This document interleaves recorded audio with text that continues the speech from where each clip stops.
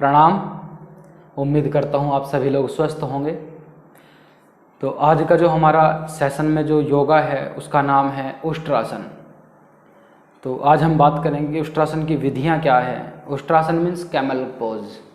तो उसकी विधियों की बात करेंगे, उसके लाभ की बात करेंगे और बात करेंगे कि उसमें क्या क्या सावधानियाँ रखनी चाहिए। तो शुरू करते हैं अपनी इस कड़ी में नए योगा को।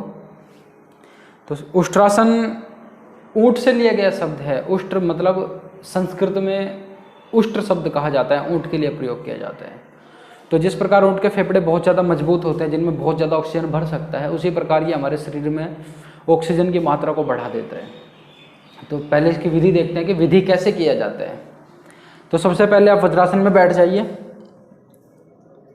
पैर पीछे फैले हुए आपके। वज्रासन में आने के बाद आपको घुटनों के ऊपर बैठना है। घुटनों के ऊपर मीन्स आपको ऐसे उठ जाना है।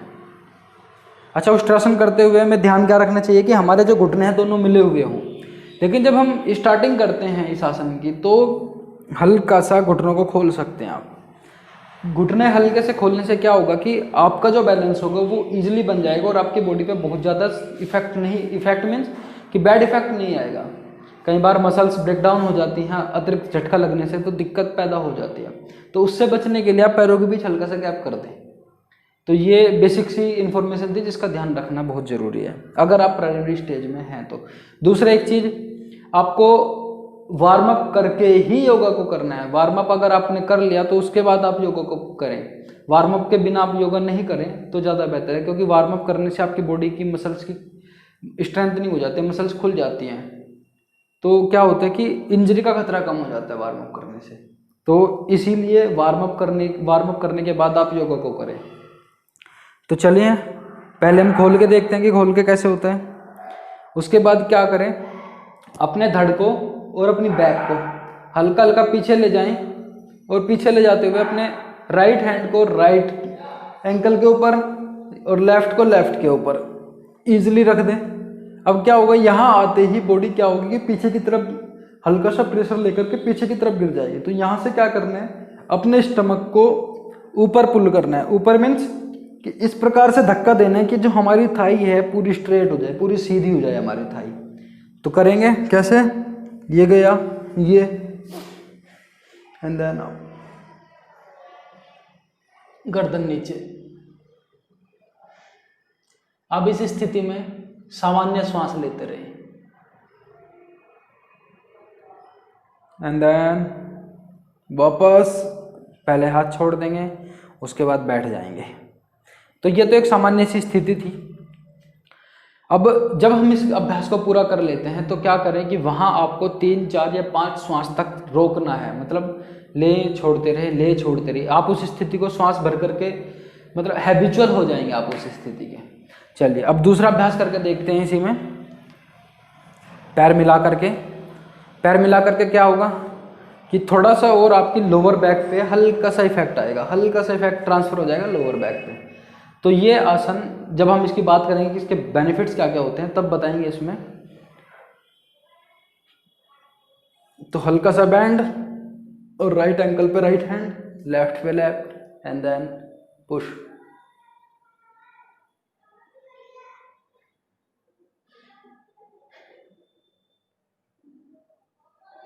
अब इसमें एक चीज का और ध्यान रखना है कि आपका जो वेट है वो हाथों पे और पैरों पे इक्वली ट्रांसफर हो। ये ना हो कि कंधे पे या आपकी आर्म्स पे बहुत ज़्यादा प्रेशर आ जाए और आपकी हील तक पहुँचे ही ना। आपकी हील तक, आपके पैरों तक और आपके कंधों पर इक्वली ट्रांसफर होना चाहिए, जिससे कि आपकी बॉडी में लोअर बैक में खिंचाव आएगा, शोल्डर पे इतना ज़्यादा बैड इफेक्ट नहीं आएगा। तो उससे बचने के लिए हमें ये करना है, इसको प्रेशर देना है। तो अब इसमें 2-3 बातें और ध्यान रखने वाली जो हैं उस पर थोड़ी थोड़ी चर्चा करते हैं। तो एक है कि कई बार हम जब प्राइमरी स्टेज में होते हैं तो हमसे हो नहीं पाता, हम कर नहीं पाते इस आसन को। तो उसे करने के लिए क्या करें, अगर हम अपना हाथ ऐसे टिकाने में असमर्थ हैं, मीन्स ऐसे हमारा हाथ नहीं टिक पा रहा है, तो या तो क्या करें कि आप एड़ियाँ हल्की सी ऐसे उठा दें और फिर टिका दें हाथ। हालांकि थोड़ा सा प्रेशर बढ़ जाएगा पंजे के ऊपर, लेकिन उससे घबराना नहीं है, हल्का सा हो जाएगा जी। दूसरा क्या करें, अगर ऐसा नहीं हो पा रहा है तो आप अपने यहाँ हाथ रख दें, उंगलियां रख दे ऐसे, ये भी नहीं कर पा रहे हैं, तो फिर आप क्या करें, कोई ब्रिक्स लेकर के, आपको कुछ ऊंची चीज लेकर के आप ऊंची चीजों पर अपना हाथ टिका दें और फिर पुश करें इजीली। तो इस कुछ चीज़ों की सहायता लेकर के आप उसको ईजिली कर सकते हो। तो ये बेसिक सी नॉलेज थी, बेसिक सी इन्फॉर्मेशन थी इसके बारे में। ऊपर जब हम इसको कर लेते हैं तो उसमें डीप ब्रीदिंग, नॉर्मल ब्रीदिंग आप कर सकते हो। और अगर आपको बहुत ज़्यादा, अगर आपकी हैबिट हो गई इसको करने की, तो फिर क्या करें कि आप उसको इनहेल करके भी कर सकते हो। आप इनहेल करके रखें और एक बार करने के बाद आप 30 सेकंड तक इनहेल करके रखें और उसके बाद फिर वापस छोड़ दें धीरे से। तो इस चीज़ का ध्यान रखना है। अब बात करें कि इसके बेनिफिट्स क्या क्या होंगे। तो बेनिफिट्स इसका होगा, सबसे पहला तो ये हमारे डाइजेस्टिव सिस्टम के लिए बहुत अच्छा है, क्योंकि हर एक योगा अगर पर्टिकुलरली देखा जाए तो डाइजेस्टिव सिस्टम के ऊपर बहुत अच्छे इफेक्ट डालता ही है। तो डाइजेस्टिव सिस्टम के लिए बहुत अच्छा रहेगा। दूसरा क्या करेगा, हमारी डायबिटीज़ को क्योर करेगा। क्योर मीन्स कि कंट्रोल करेगा उसको। डायबिटीज़ को कंट्रोल करने का मतलब है कि जो पैनक्रियाज है उससे जो मतलब जो इंसुलिन इत्यादि निकलते हैं वो ब्लड में मिलते हैं, ब्लड का जो ग्लूकोज होता है उसको कम करते हैं। तो वो पूरी की पूरी क्रियाविधि जितनी होती है उसमें पूरा का पूरा हमारा सपोर्ट करेगा, तो इसलिए हमारे डायबिटीज़ को कंट्रोल करेगा। फिर काम क्या करेगा, एक काम करेगा, ये हमारे जो मतलब जो फेफड़े होते हैं हमारे, वो एक्सपैंड होते हैं। लंग्स एक्सपैंड होंगे तो क्या होगा कि ऑक्सीजन को ज़्यादा कैरी कर पाएंगे, तो ये हमारे शरीर में ऑक्सीजन की लेवल को बढ़ा देता है, ऑक्सीजन की मात्रा को बढ़ा देता है। उसके साथ क्या करता है ये अच्छा काम करता है, हमारे मस्तिष्क को शांत करता है, मस्तिष्क को बहुत ज़्यादा शांत कर देता है। मस्तिष्क शांत होने से क्या होता है कि हमारा गुस्सा, हमारा क्रोध, हमारा तनाव भी समाप्त हो जाता है। तो इसलिए हमारे तनाव के लिए भी बहुत अच्छा है। ये हमारे शोल्डर की स्ट्रेंथनिंग, शोल्डर को मजबूती देने के लिए भी बहुत अच्छा है। उसके साथ साथ ये हमारी थाई मसल्स के लिए बहुत अच्छा है, क्योंकि इसमें थाई को हल्का सा पुल करते हैं, तो ये थाई मसल्स की भी स्ट्रेंथनिंग करता है। उसके बाद ये करता है, हमारा सबसे अच्छा काम करता है हमारी लोअर बैक पे। तो लोअर बैक में क्या है, लोअर बैक में स्लिप डिस्क का सबसे ज़्यादा खतरा लोअर बैक से होता है। तो ये लोअर बैक के उस स्लिप डिस्क के खतरे को बचाता भी है, और साथ में अगर ये हो गया है तो उस चीज़ को ये क्योर भी करता है। लेकिन हमेशा ध्यान रखें कि जब भी हम इस आसन को करें तो किसी योग्य प्रशिक्षक की सहायता से करें, उसके दिशा निर्देशों से करें। अगर हमें कोई दिक्कत है तो, नॉर्मल है तो आप कर सकते हैं। फिर ये हमारी जो स्टिफनेस होती है, हमारी नेक की जो स्टिफनेस होती है, हमारे शोल्डर की जो स्टिफनेस होती है, उसको समाप्त करता है, उसको बिल्कुल खोल देता है, उसको न्यूट्रलाइज कर देता है, नॉर्मल कर देता है। तो उससे क्या होता है कि कई बार ये हमारी साइटिका पेन के लिए भी, सर्वाइकल पेन के लिए भी बहुत अच्छा काम करते हैं। लेकिन वही बात है कि हमें देख करके और किसी निर्देशक की सहायता से ही करना है। अब शुरुआत में क्या करें, जब भी हम नेक को पीछे की तरफ ले जाते हैं तो नेक को पीछे ले जाने के बाद आपको गर्दन को एकदम से ऐसे नहीं मोड़ना है, आपको गर्दन को टक करके रखना है। टक करने से क्या होगा कि आपका जो ऑक्सीजन का जो फ्लो है, जो माइंड के साथ, जो नर्वस सिस्टम से जा रहा है, वो कनेक्शन नहीं टूटेगा। कनेक्शन नहीं टूटेगा तो हमें चक्कर आने का खतरा नहीं होगा। क्योंकि कई बार क्या होता है कि जब कनेक्शन टूट जाता है तो हमें चक्कर आने का खतरा बढ़ जाता है, और चक्कर आ भी जाता है। कई बार योगा करते करते आदमी गिर भी जाता है और उससे चोट लग जाती है, तो उस चीज़ का खतरा खत्म हो जाएगा।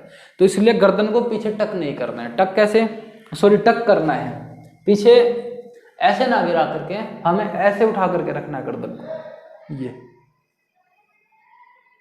ये स्टार्टिंग में ऐसा करें, जब अभ्यास हो जाए काफी अच्छा, उसके बाद आप इजीली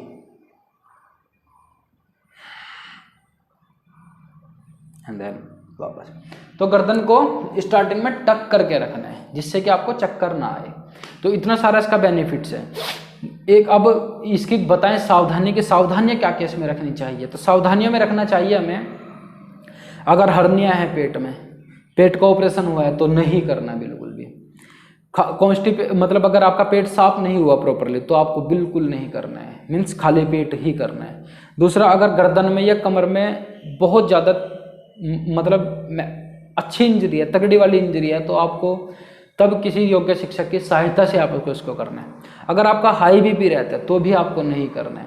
अगर आपको हार्ट डिजीज है तो भी आपको नहीं करना है। तो इन बीमारियों में आपको ये योगा नहीं करना है। अगर करना भी है, ज़रूरत भी पड़ रही है, तो फिर किसी योग्य प्रशिक्षक की सहायता से ही करें। तो ऐसा करने से क्या होगा कि आपको बेनिफिट तो मिलेगा ही मिलेगा, जो उसका लाभ है वो तो मिलेगा ही मिलेगा। साथ ही साथ ये हमारी इम्यूनिटी सिस्टम को भी बहुत अच्छा इंप्रूव कर देगा, जिससे कि बीमारियां हमारे पास आएंगी ही नहीं। क्योंकि जब हम डीप इनहेल करते हैं इस आसन में करने के लिए, तो डीप इनहेल करने से हमारी इम्यूनिटी बूस्ट होती है। तो इस प्रकार ये हमारी पूरे लाइफ स्टाइल के लिए बहुत ज़्यादा महत्वपूर्ण आसन है। तो अभी हमने बात की उष्ट्रासन की, अब अगली वीडियो में हम किसी दूसरे आसन पर चर्चा करेंगे। तब तक के लिए नमस्कार, स्वस्थ रहिए, खुश रहिए और हमारे चैनल को लाइक, फॉलो, सब्सक्राइब, शेयर कीजिए। अगर आपको इन्फॉर्मेशन अच्छी लगी है तो दूसरे लोगों को भी भेजिए, और साथ ही साथ आप हमारे फेसबुक पेज यूज को जरूर फॉलो करें, जहां पर हम समय समय पर विभिन्न प्रकार के वीडियोस अन्य जो यूट्यूब से अलग है वो भी डालते रहते हैं। नमस्कार, शुक्रिया, धन्यवाद, स्वस्थ रहिए।